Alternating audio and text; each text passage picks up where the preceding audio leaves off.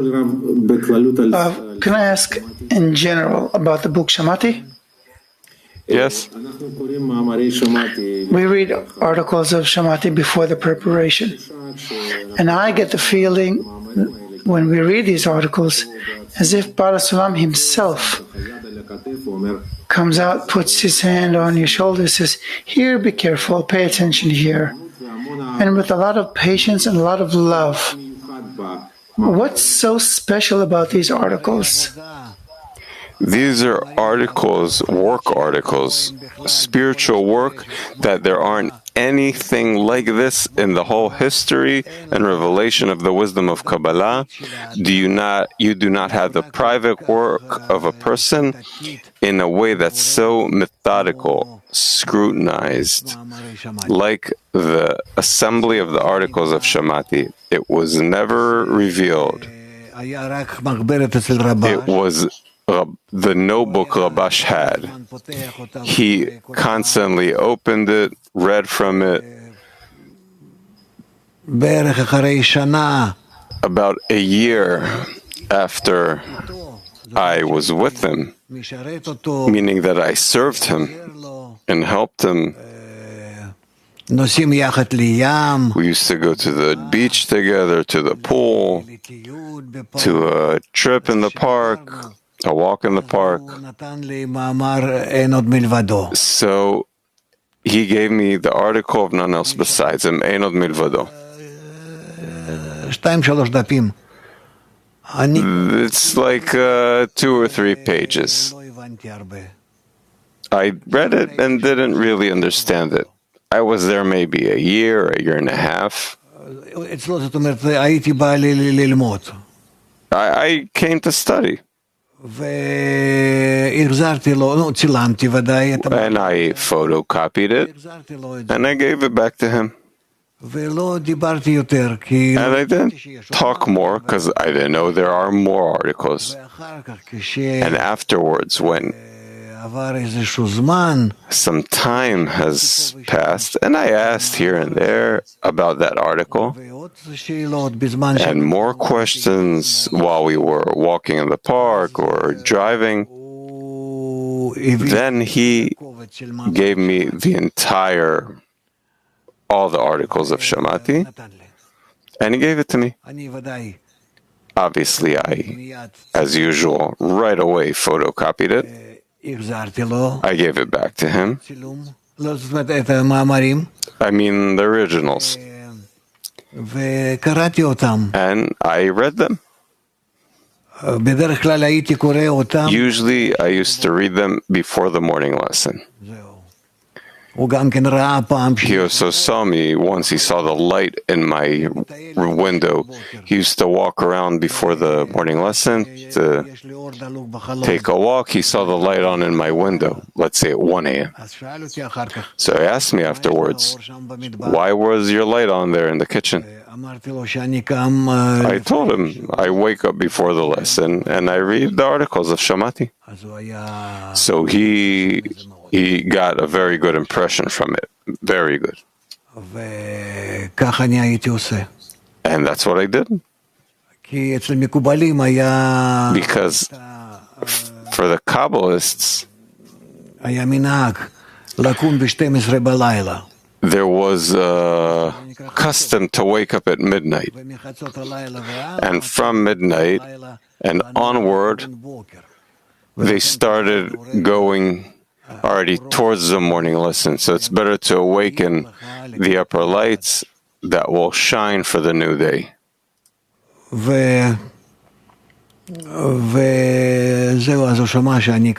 So he heard that I read the articles of Shamati before morning lesson, and I saw as much as he took it very seriously. And he started also speaking to me in a different way. Now, after we were in the hospital, well, that's many years later, that he died the next day.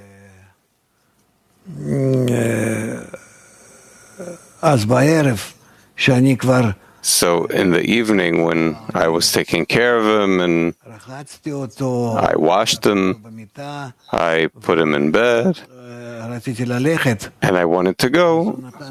So he gave me the actual notebook of Shamati, the original, and he said, "This is for you. Engage in this." And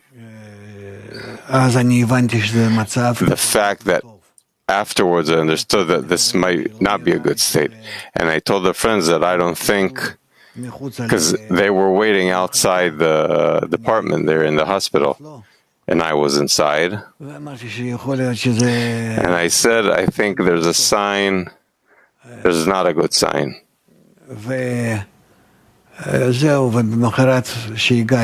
And the next day when I came, so I already came to really the last minutes of his life, and then he died in my hands. And the notebook remained with me, of course. I gave it to everybody to photocopy, to all the friends. I didn't want it to remain only with me and that nobody would know about it. It's a treasure. And I let them photocopy it. Not that I photocopied and gave to them. I gave them the original to photocopy. That's it. I also gave him all the tapes that I used to record him, Babash, and all my writings that I used to write. I gave it to everybody, everything. I didn't want to hold them that I have this and that, God forbid, they'll think that I'm saying things from myself. I have nothing from myself. If there is anything, it's from there. That's it. So those are the articles of Shamati. It's a treasure like no other. You also see from the article 19, look how much he's saying only in one little excerpt. Without this, in our days, without the Shamati articles, I don't think we can ascend to the degree of faith above reason. People can only imagine that maybe they're in this. But this directing and the force in these articles, it's just unexceptional. It's the words of Bala Sulam. I asked Rabash, how could you write it? Let's say a 2-3 page article. He said, I never wrote anything while he was speaking. You weren't allowed to write. Everybody had to sit and listen. And after I went out of it, then I wrote it. So I asked him, how can you write a whole article of, let's say, 3 pages, even more, that you heard it once, and then you went home and you sat down and wrote it? How is that possible? He said, that's from above. That's how it is. From above. I sat and I wrote it.